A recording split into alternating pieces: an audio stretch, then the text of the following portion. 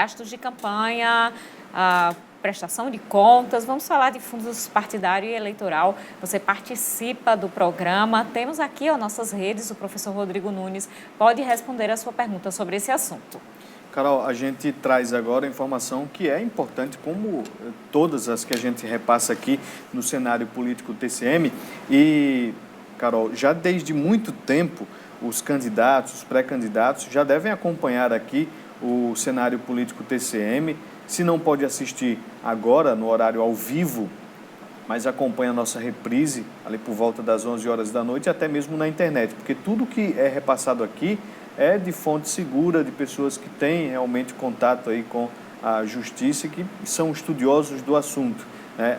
Tem uma informação interessante que o TSE divulgou regras de condutas sanitárias para as eleições municipais que vão acontecer em novembro.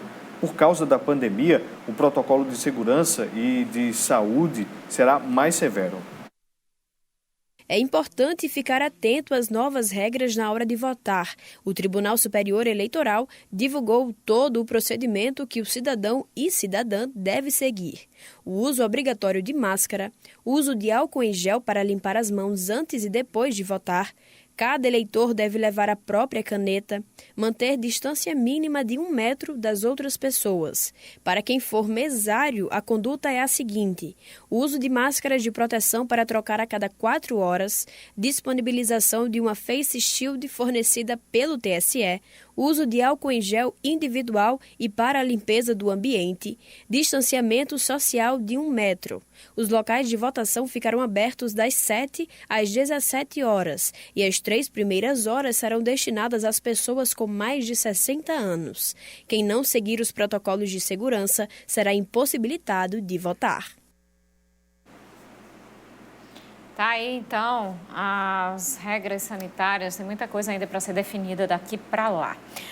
João Arthur está aqui dizendo que está acompanhando em Natal. Muito obrigada pela sua audiência, viu, João Arthur? A gente tem outras participações aqui já para o professor Rodrigo Nunes. Vamos dar uma olhadinha. A Lilian Catarina, na verdade, a pergunta é para a gente, viu, Vonúvio? Pode voltar aí, viu, pessoal? Para mim e para a Vonúvio, a Lilian Catarina quer saber a quem poderia ser atribuído politicamente a indicação do Dr. Vanderlânio Carolino como vice de Isolda Dantas. Seria presidente estadual do Avante? Exatamente, essa notícia foi divulgada hoje pelo blog Saulo Vale e realmente a informação foi dada pelo próprio advogado do Avante e que a indicação teria sido do presidente do Avante. O Vanderlânio, já vinha trabalhando aí para essas eleições, ele é médico e empresário e pode ser o nome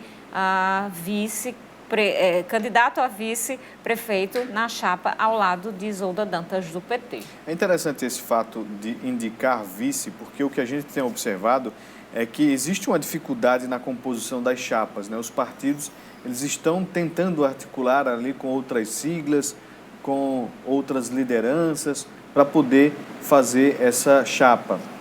E as principais, as outras também, porque nós temos 10 chapas postas aí, ou pré-estabelecidas, Carol, só a que foi confirmada no sábado passado do Podemos, que fechou aí a candidatura da prefeita e da vice. As demais siglas, nenhuma conseguiu ainda indicar o seu vice.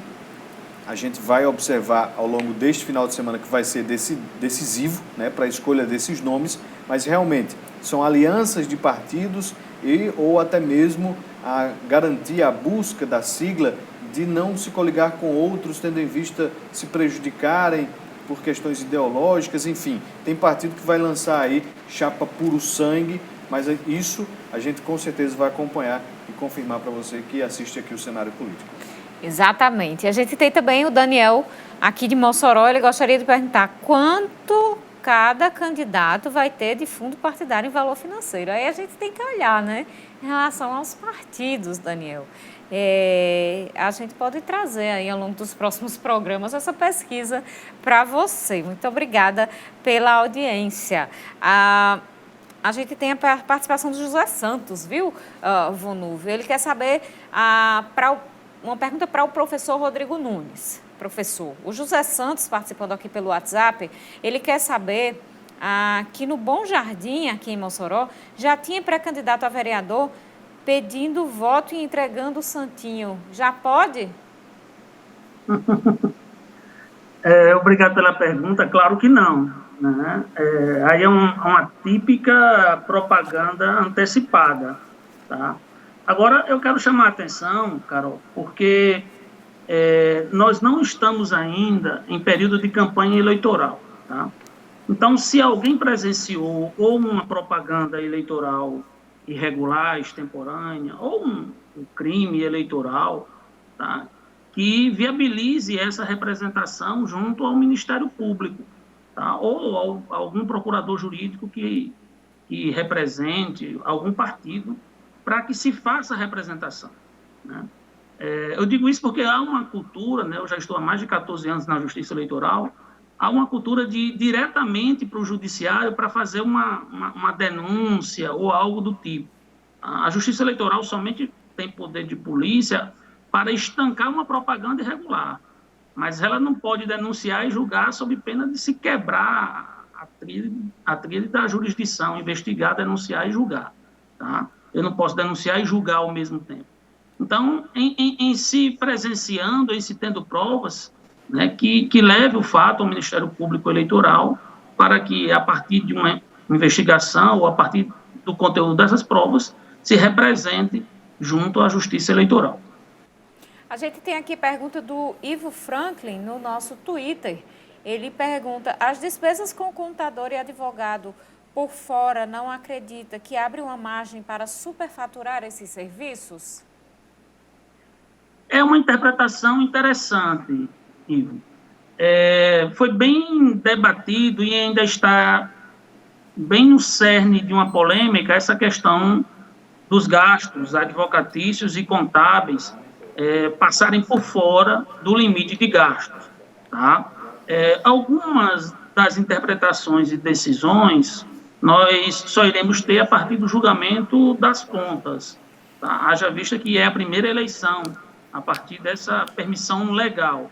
Agora, veja, a substância, né, o fundamento que respalda esses gastos eleitorais por fora dos advogados, da assessoria advocatícia e dos contadores, vem da questão do próprio direito de defesa, né, do exercício do contraditório necessário para a isonomia no pleito eleitoral. E para que você tenha um direito de defesa, para que você possa litigar dentro de um devido processo legal, não pode realmente, de fato, haver limites com relação a esses gastos.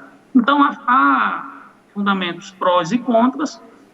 O que nós teremos, no fim, é uma análise, uma interpretação a partir dos próprios julgamentos. Mas, fato é que a lei permite que esses gastos não entrem nos limites definidos para partidos e candidatos, outrora possam ser pagos com recursos do fundo partidário e do fundo eleitoral de campanha. Professor, esses profissionais, né, advogados e contadores, eles atuam direcionados ali para um determinado partido, isso atendendo à composição majoritária e à proporcional, respondendo ali, claro, às necessidades da sigla, ou ele pode ser contratado pela coligação para esse trabalho? No caso da formatação de uma coligação. Isso, boa pergunta, Bruno. Isso varia muito de acordo com o próprio partido e com o candidato. É muito comum que a chapa majoritária contrate os serviços advocatícios e contábeis, tá, e estenda esses serviços para as chapas majoritárias, no caso, para os partidos que compõem a coligação na majoritária, né? Para vereador não há mais coligação. Então, é muito comum que a própria chapa majoritária contrate esses serviços e estenda esses serviços, né, na forma de doação para os candidatos a vereador. Há também situações em que o próprio partido né, tem o seu procurador jurídico, tem o seu contador. Tá? E isso é muito viável, porque o partido declara essa informação na sua prestação de contas, tá? E gasto diferente será da assessoria da chapa majoritária. Então, isso é muito comum. Mas eu queria aproveitar rapidamente o gancho que você falou da importância dessas duas assessorias. Não há como fazer uma campanha eleitoral transparente, lícita e sem qualquer preocupação, caso até seja vencedor, sem essa assessoria, tá? Com profissionais. Vou dar um exemplo.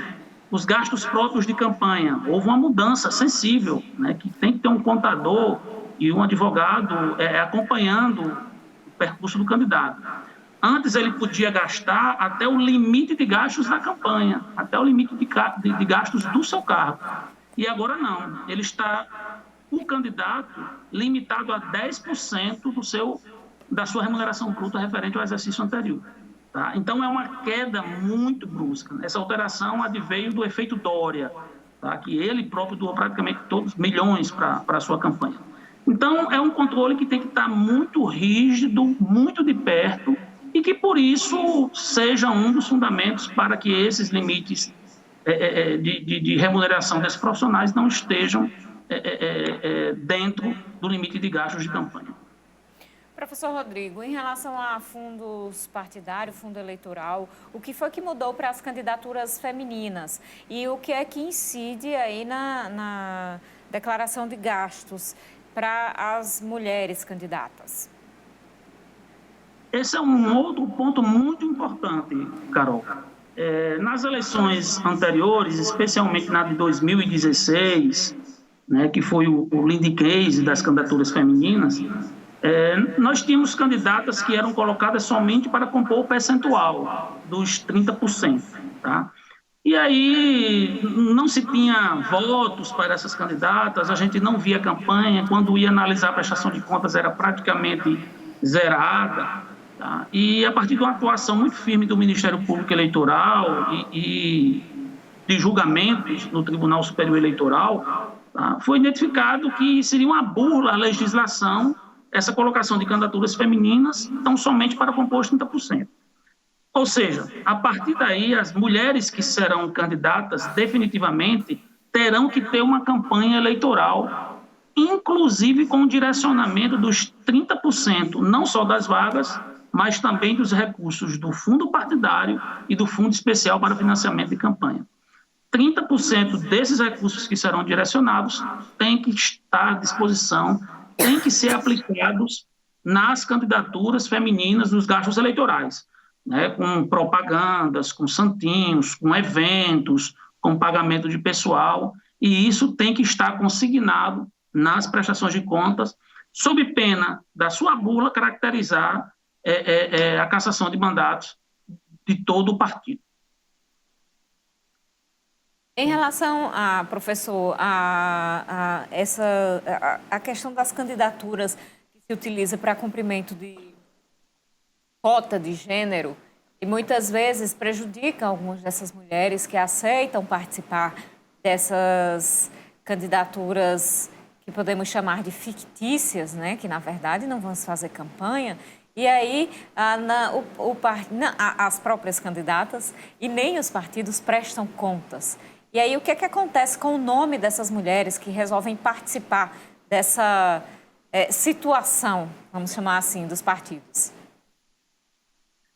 Carol, essa sua pergunta, vamos dizer, foi cirúrgica, porque até hoje nós temos problemas com candidatas que não prestaram contas justamente por submeterem, né, a registro de candidatura para comporem um percentual dos 30%. E isso é um problema, tá? Porque ao não prestar contas, ela passa 4 anos, ou seja, todo o mandato seguinte da eleição, sem a quitação eleitoral. Isso tem um problema para a sua vida civil tamanha, né? Passaporte, concursos, enfim, contratos. Você fica não quite com a justiça eleitoral quando você não faz essa prestação de contas. Aconteceu muito na minha zona, em todas as zonas eleitorais do Brasil, aqui em Mossoró também, o fato de que candidatas que assinaram requerimentos de registro de candidatura, mas sequer sabiam que eram candidatas. Eu atendi eleitoras que fizeram registro de candidatura que nem sabiam que tinham sido candidatas e, por isso mesmo, nem tinham noção da obrigação de prestar contas. Isso é um problema. Então, eu alerto para aquelas que vão enveredar, né, que realmente faça valer, né, a veia política, a sua vocação e que participe, de fato, ativamente para a campanha, sobretudo sabedora que é da obrigação de prestar contas, né, sob pena de isso acarretar prejuízos, né, civis para os próximos 4 anos. Até hoje nós temos, inclusive, casos de candidatas que queriam ser novamente candidatas, mas não prestaram contas e aí estão impedidas. Rodrigo Nunes, professor de Direito e de Contabilidade, também chefe de cartório eleitoral da 32ª Zona do TRE, lá em Areia Branca. Muito obrigada pela participação e pela conversa com a gente no cenário político. Obrigado, Carol. Obrigado, Vonúbio. Mais uma vez, agradeço o convite. Estamos sempre à disposição. Um abraço a todas e todos. Uma entrevista esclarecedora e que com certeza a gente vai chamar outras vezes, porque foi muito bom esse momento e que a gente possa repetir. Boa noite a todos, até amanhã. Muito obrigada pela audiência no programa de hoje. Amanhã a gente se encontra às 7h25 da noite aqui na TCM. Uma boa noite e até lá.